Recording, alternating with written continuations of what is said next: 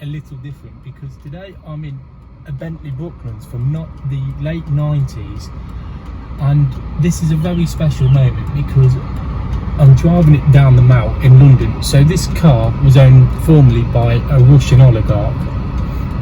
This is very special. So this car has the 6.75 litre low pressure turbo, whereas the earlier models of these didn't have the turbo. They just had the normal 6.75 litre naturally aspirated V8. So whereas they produced 241 horsepower, this produces 300. And I tell you what, it's a magnificent car. I love Rolls Royce and Bentleys too much. And it just feels very special. What this car is a slab of quintessential British engineering at its very best. Look at here, I'm bringing it down the Mall. Listen to that V8 there.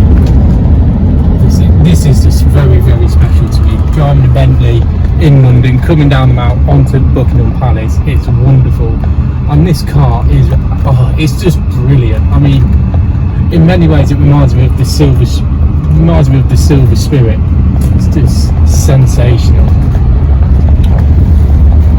I just love the fact that it's such a big car and you look so cool in it as well. It's just so plush, all this plush leather. Oh, it's wonderful. I love it. The power obviously then comes through the turbocharged 6.75 litre V8 through a 4-speed gearbox, automatic gearbox. Just wafts along.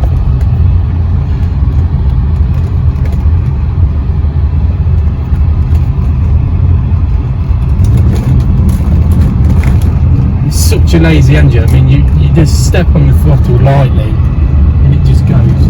Listen to that. Coming through Buckingham Palace now, I mean, this feels so special. Oh, this is fantastic. Look at this. Buckingham Palace in a Bentley. Look at that. Oh, look at that. That's where Cormac. Oh, lovely. I mean, later on, Bentley did redo the Brooklands in the early 2000s, whereas that had the 530 horsepower V8. This is much down on power. And the people who drive Bentleys are gentlemen, a bit like Rolls Royce, and this is just wonderful. It just wafts along. I really, really like this car. Oh, I don't want to get out of it. It's just got so much in it. This walnut, oh, it's wonderful.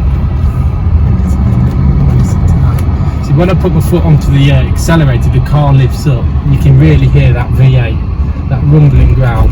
And the low pressure turbo, there's not really much turbo lag on it, and that turbo is giving it the extra additional horsepower, so it's up to 300 like I said earlier, whereas the earlier ones are up to 241. It's a very special car. It does remind me of a Silver Spirit. And it turns heads. I feel like a member of the royal family in this. It's wonderful. This is a car that can be. This is a car that really represents British engineering at its best. It's like driving Buckingham Palace, you know. This is a stately home. This is a stately home on wheels, and it's just wonderful. It's magnificent, magnificent, magnificent. You know, this is a car that really shows what British engineering can do when there's no setbacks and no prices in mind. I just love it. It's just the feel of it, the luxuriousness of it. I love Rolls Royce and Bentleys too much. Oh, it's beautiful. It's really, really stunning. And in blue, with the blue and cream interior, this is absolutely beautiful. It's fantastic. It's a stunning, stunning, stunning car. I've got to buy a Bentley. I need a Bentley or a Rolls Royce. I've got to get another one. I love it too much. Oh, exciting.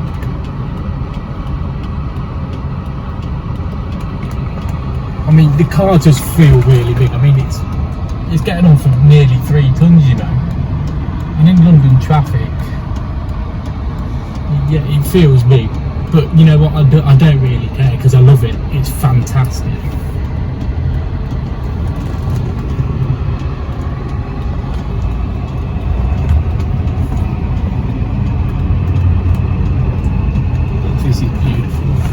and it handles well as well. I mean, going around the corner you'd expect it to roll and lean.